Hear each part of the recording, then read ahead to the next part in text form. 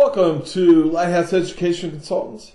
This is Dr. Bryan. Today we're going to talk about preschool interview questions. Make sure click on the link below to our email list. Get on our email list. We send off a lot of different information on how to get your student and whatever student age group through school at all different levels. So this one's on preschool, but we do stuff about middle school, secondary, and college as well as lifetime learning. So preschool interview questions, and basically what you need to think about is what have you earned, what standards have you met to be a preschool? So it might be a local, a state, or national standard. It's just going to depend on your area. But you want to know, and I tell parents when we do this face-to-face, these are the people who are dealing with your son or daughter. Don't you want to make sure that they're the right person for the job? And, once I hear that, I want to protect my child. So, and that's kind of what you're thinking. So one question is, what's your student-to-teacher ratio? And they might say 1 to 10, 1 to 8, 1 to 15. And it's going to depend on states. It's going to depend on the area. So what happens when you get one above that? Do you bring a second teacher? Is the class divided and they go separate ways? How is it handled?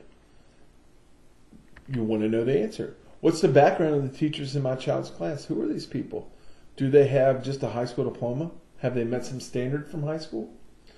Have they went to college and got some classes? Maybe they have a certificate. Maybe they have an associate's degree. Maybe they have a 4-year degree. It depends on your area. Or they just the next bum off the street. We need somebody for the job. They were the closest thing. Did they do background checks on these people? All these questions can be kind of thrown out there. What's the daily schedule? And this is a big one because students at this age definitely need structure. So they need to know, all right, the first thing we do is, and I'm just throw this out there, calendar, weather, Pledge of Allegiance. The second thing might be a snack. Then they might move to a learning activity. Let's say they're doing sound, so it's the next sound. Maybe they move to a letter after that. Maybe the letter leads into a few sight words or a reading activity. Maybe they have outdoor play, lunch. What's the schedule? And they're probably already going to have a pre-printed sheet for you to see, so you can see exactly what they're doing any time of the day. What is the curriculum used? And this is kind of an important one, especially if you want to do supplemental stuff at the house. You don't want to kind of repeat what they're already doing, but you want to use stuff that they're supporting where they're at. So see what kind of curriculum it is. A lot of times they'll have a workbook or the name of the workbook, and you can see and kind of compare it to other items that are available. How much playtime is offered? And at this age, they need a lot of play. And they need play, as my wife would say, ripping and running outside. They need play with their friends. They need play in these kind of stations that they'll go through. All of this, they need to play with adults. They need to play by themselves. And then they need to play with kids of their other age. Are they getting enough playtime in their day? And again, look back at that schedule. What's the cost? And that's a big thing. And kind of joke with my older brother because where I live, the cost was one thing. Where he lived, which was closer to a major city, was a lot more. But you've got to know how this cost is going to affect and what are you paying for. And one of the things with when my son first started, we were paying for everything.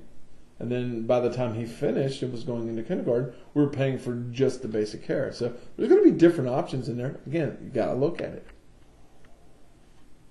What do I need to donate for my child? And the place my son went, he had to bring in a big thing of juice and a snack for all the kids once a month.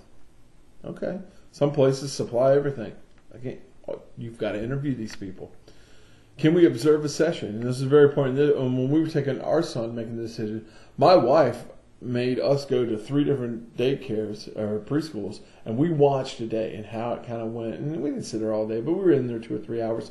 When we picked a preschool for our child to go to, I actually stayed the entire day with him as just a visit to kind of see what they did, ask and answer questions. And when we finally picked that place, my son went in and had a day there by himself with the place where they could talk, and they did some testing and just had all kinds of fun.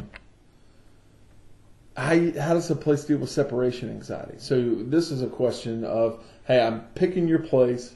How are you going to deal with the drop-off point? Is it hugs and kisses, high fives, or is there crying at the door? Is there a person that's designated to be the, hey, look, I'm such and such, let me take your hand and we'll lead you over to different places? Do they call you to say, hey, my son's so worked up they're throwing up now and you got to come get them, or they try to calm them down? And a lot of times it's just how the place, got to figure out how the place works. Plus, you as the adult needs to teach your child that, hey, this is a place that they're going. It's a safe place.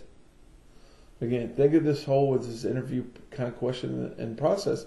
And the reason I bring up the separation anxiety is we see it time and time again, where parents get to a place, the ones who have no problem with it are in and out real quick and the kid's off doing the things, but the people who do have a problem with it, it's taking hours and hours of time away from the facility and you, because you're dealing with your child not being able to get away from you. And then, do you have current references? And can we speak to these people? Is there a group that the parents could join that does stuff for the group? And we joined one for my son's school, and literally all we did was raise as much money as we could for the school, for them to get new things each year. So thanks for coming by. Thanks for watching this. Look for other Lighthouse products. We have stuff on goal setting, on being successful in kindergarten, time management, study skills. Please click on the link below and sign up for our email list. You're going to get some good stuff, including 4 free webinars on learning styles, brain games, brain dump, and support system. And good luck in reaching all your educational goals.